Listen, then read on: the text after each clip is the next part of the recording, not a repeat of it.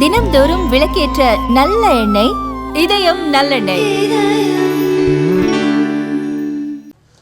சின்ன கல்லப்பாடி, பெரிய கல்லப்பாடி, பாப்பம்பாடி, இந்த பகுதியெல்லாம் பார்த்தா நிறைய பச்சை துண்டு தான் இருக்கும். இப்ப பச்சை துண்டே காணையில் சொன்னால் அந்த பச்சை துண்டு காணாததுக்கு காரணம் அத்தனை திட்டங்களையும் தமிழ்நாட்டு முதலமைச்சராக இருந்த கலைஞர் நிறைவேற்றி இருக்கிறார். போராட்டம் என்ன? 14 பைசாவிலிருந்து 1 பைசாவை குறையுங்கள். ஒரு யூனிட்டுக்கு 1 பைசா குறைங்க, 13 பைசா போட்டுங்க. முடியாது என்று சொன்னது அதிமுக அரசாங்கம். அப்படிப்பட்ட நிலையில் தான் கலைஞர் வந்தார். 1 பைசா தானே குறைக்க சொன்னீங்க, நான் ஆட்சிக்கு வந்தேன். 1 பைசா இல்ல, இனிமே 1 பைசாவும் கட்ட வேணாம், இலவச மின்சாரம். ஆக பம்ப் இருப்பது, விவசாயம் நடப்பது கிராமம். ஆனால் தான் கிராமத்தை நோக்கித்தான் கலைஞருடைய திட்டங்கள் எல்லாம் இருந்தது. அதிமுகவில் வந்த எடப்பாடி பழனிசாமி திருவண்ணாமலையில் பச்சை பஸ் ஏற்றுக்கொண்டு பச்சைத்தனமாக பொய் சொல்லி விட்டு போயிருக்கிறார். நான் அதுக்கு அதிகம் போக விரும்பவில்லை. ஏன்னா நம்ம பகுதியில் விவசாய பெருமுடைய மக்கள் நெல்லையும் கரும்பையும் உற்பத்தி செய்கிற விவசாய பெருமக்கள்.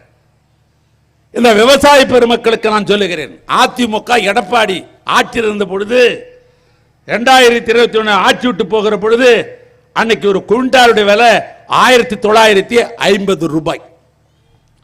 ஆனால் இன்றைக்கு திராவிட முன்னேற்ற திராவிட மாடல் ஆட்சியில் தமிழ்நாட்டு முதலமைச்சர் அருமையண்ணன் மு.க. ஸ்டாலின் விவசாயிகளுக்கு கொடுப்பது 2500 ரூபாய்.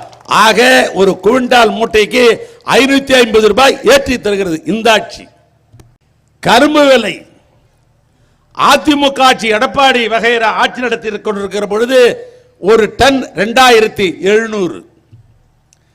இன்னைக்கு திராவிட மாடல் ஆட்சியில் தமிழ்நாட்டு முதலமைச்சர் மாண்புமிகு அண்ணன் மு.க. ஸ்டாலின் ஆட்சியில் இன்னைக்கு ஒரு டன் கரும்பினுடைய விலை 3700. ஆக 1000 ரூபாய் ஏற்றி தந்திருக்கிறோம். ஆனால் எடப்பாடி பழனிசாமி குறைகுது என்று சொல்லுகிறார். எனக்கு அவர் மீது கூட கோபம் இல்லை. அவருக்கு கணக்கு பாடம் நடத்தி எந்த வாத்தியாரோ தெரியவில்லை. அவரை முதல்ல பெஞ்சில் ஏற்றி கேட்கணும், 2700 பெருசா 3700 பெருசா என்று. ஆக விவசாயிகளுக்கு வேண்டிய விலையை தந்து கொண்டிருக்கிறோம். இப்படி எண்ணற்ற திட்டங்களை. இன்றைக்கு ஒரு பழமொழி உண்டு, தாய் 8 அடி என்று சொன்னால் குட்டி 16 அடி என்று சொல்வார்கள். தாயாயிருந்த கலைஞர் 8 அடி தாண்டினார். அவருக்கு பிள்ளையாயிருக்கிற தமிழ்நாட்டு முதலமைச்சர் 16 அடி தாண்டுகிறார். அதனால்தான் இன்றைக்கு இந்தியாவிலே முதல் மாநிலம் எது என்று கேட்டால் தமிழ்நாடு தான் முதல் மாநிலம். நம்பர் 1 முதலமைச்சர் யார் என்று சொன்னால் மு.க. ஸ்டாலின் தான் இந்தியாவுடைய 1 முதலமைச்சர் என்று சொல்லுகிற அளவுக்கு இன்றைக்கு நாட்டை வழிநடத்தி கொண்டிருக்கிறார். எனவே அந்த நாட்டை வழிநடத்தி கொண்டிருக்கிற திராவிட மாடல் ஆட்சியுடைய நாயகன் தமிழ்நாட்டு முதலமைச்சர் அருமையான மு.க. ஸ்டாலினுக்கு நாம் அத்தனை பேரும் ஒன்று திரண்டு அவர் பக்கம் அணிவகுப்போம், அவருக்காக உழைப்போம், அடுத்த முறை அவர் முதலமைச்சராக ஆக்குவோம் என்று சொல்லி உரையை நான் நிறைவு செய்கிறேன்.